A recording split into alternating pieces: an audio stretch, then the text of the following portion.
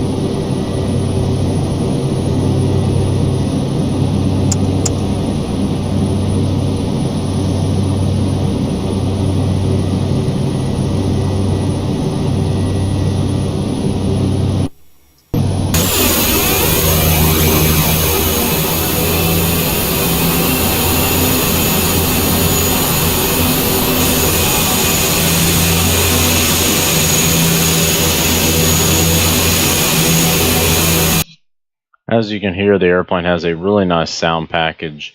The flaps and gears sound great. The engines sound really nice, and you also get those nice bumps and rolls and everything else. Alright, so if you'll look and see here, the panel, the glare shield, has a nice reflection to it. That kind of reflects what you're seeing outside there, so a little more clouds, etc. Looks really nice. The bump mapping on it looks really nice as well. Flight dynamics wise, this airplane, is definitely, this is full deflection on the ailerons. It's definitely no, sports plane. It is a fun airplane to fly though, especially up here in Alaska. And bring my power back here a little bit.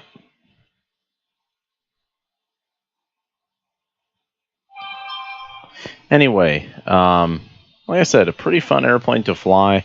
It is very heavy on the controls, so you'll have to kind of be ahead of it there. And this airplane is very easy to overspeed. But, with that said, it does fly really nicely. So what I'm going to do is I'm going to go ahead and I'm going to put the airplane into a stall, and we're going to see how it recovers from that.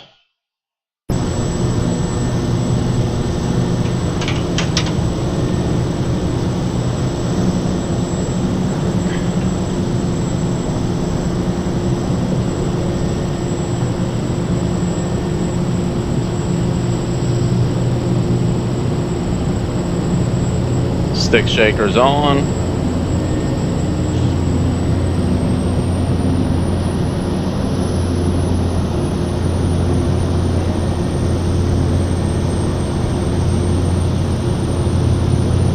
So as you can see, the airplane has a lot of nice animations. The stick shaker, the little fan.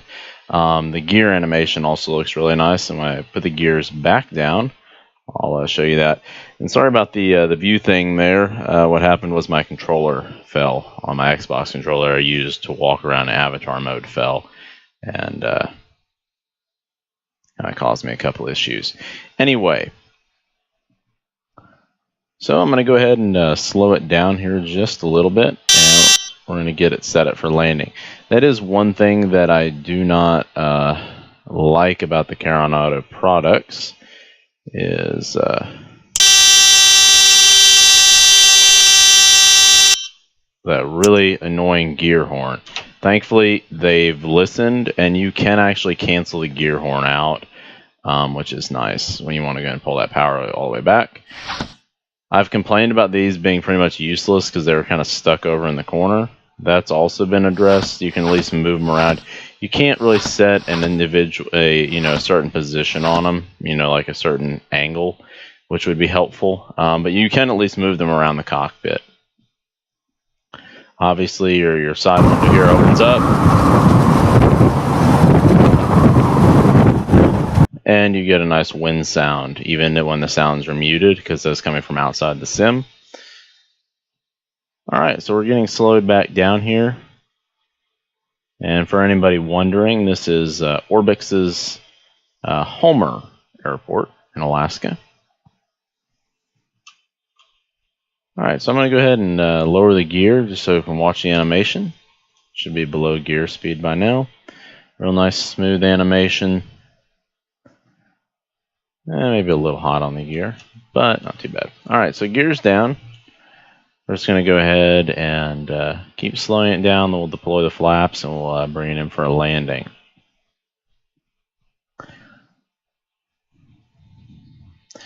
So all this up here is your icing panel, your electrics. This is where the engine starter is. You have your light controls, doors, and I believe the fuel control panel over there.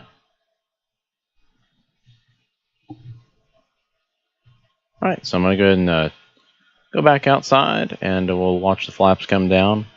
That's pretty exciting. Actually, we'll stay inside for that. I'm going to turn the sound back on though.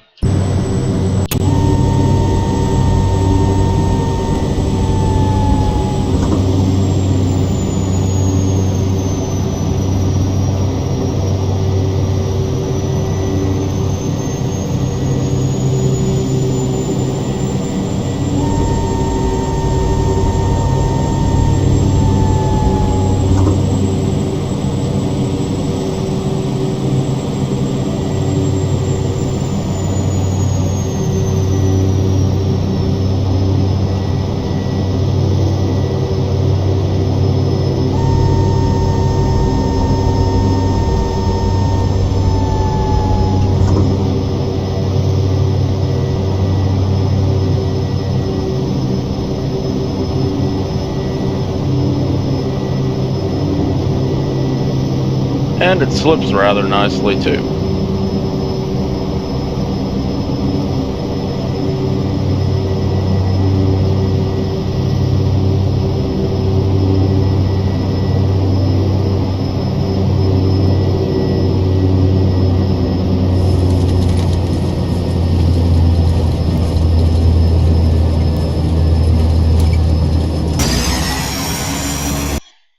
So you can watch here that nose gear, that trailing link nose gear there. So just kind of watch it. The animation on that looks really nice as well. So you see the strut move in and the whole gear actually wheel move up with that trailing link. Alright, flaps coming up. Animation's real smooth for those as well. Performance on this airplane. I'm very impressed with that. Like I said, there is a light version if you did need the extra performance. I haven't found a need for it because this airplane performs really good. I'm actually on my laptop right now. My desktop is packed away. Where I'm living at now, close enough to my work, just isn't quite big enough to justify a desktop. So I'm just using my my Asus gaming laptop. It's a GTX 1070 mobile and a i7 7700 HQ. No, it's not the same as the K for those of you who are wondering. It's quite a bit less powerful. It's actually less powerful than a 4790K. About like a Sandy Bridge, I think, set 3770 or 2700K is about where this thing's at on benchmarks and single core performance.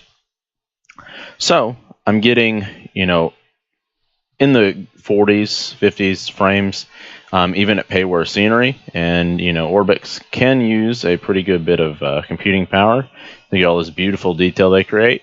So Very impressed with the performance. So the big question is, since most of us will probably be simulating night operations in this airplane because it is a freighter for the most part now, let's see how she looks at night. Yeah, so I had looked into that job at Air Cargo Carriers. We'll see if actually it's night because it is Alaska and it's the summer. Never flown up there, but I do know that it stays light really long time in the summer. So we'll see if it actually gets dark, at least enough to use the lights. But yeah, I looked into that job. They hire at 275 hours, which I mean is no problem for me. But just I didn't really want to move to where one of their bases was. I've also looked at Ameriflights. They have a base in Smyrna, Tennessee, which is relatively close to me. Definitely commutable. Okay. That's the ADF knob. The panel light is right over here somewhere. It's just kind of hard to see. The cockpit is so dark. And there we go. All right. So the night lighting is pretty good. Definitely kind of that classic, 80s, 70s, 80s lighting. You've also got trying to find it here. That's our trim knob. You also got a dome light down here as well. I just can't exactly see it. It just turns on the dome. And open that up. Passenger cabin at night looks pretty darn neat. Nice shadowing and everything done in there. One thing I tend to do at night to what I feel makes the VCs look a little bit better. I'll come on the outside real quick and just take a look. Very nice night lighting on the outside. Light shining down on the gears there. And light shining down onto the runway from the strobes. What I tend to do is at night with prepared is wrong thing. But anyway, I'll come and I'll turn off HDR. To me, this simulates just a little bit closer to what panel lighting actually looks like in the real world. It's just not quite as overly bright as it kind of tends to be with HDR enabled. And to me, I think it looks a little bit more realistic with HDR disabled. And that's just kind of a little tip that I have. It does kind of mess with your landing lights, though. So it's kind of a pick and choose thing. But it does look good either way. To me, it's just a little bit over bright with HDR, but that could also be due to my HDR settings. The only complaints I really have about this airplane is that this doesn't seem to do much, and that's all your panel lights. You have no dimming on them. It's either an on or off thing. You have no control of which ones come on, whether your gauge lights come on, all that stuff. Oh, here's the dome light there. So you can turn that on instead if you're just looking kind of for a dome light. And the airplane comes with a sunroof if you chose to do that.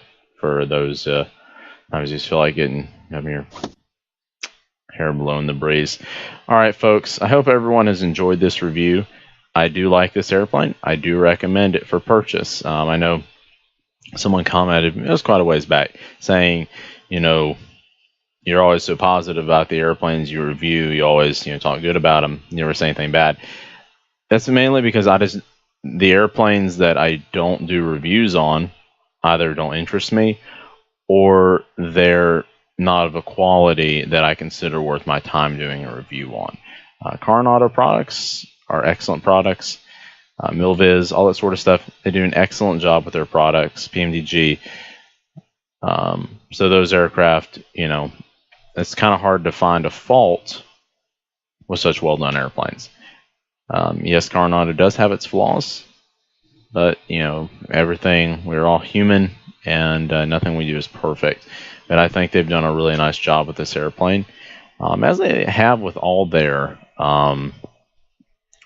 regional aircraft. I'm really looking forward to their Falcon jet as well. I think that'll be a great addition to the hangar to finally have a corporate jet that's capable of international travel. That also doesn't look like it was made for FS-98. With that said, folks, I hope everybody has enjoyed the video.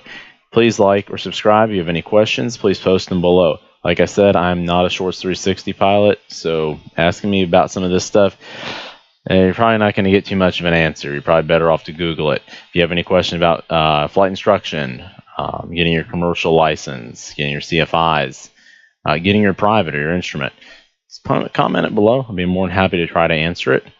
Have a good one.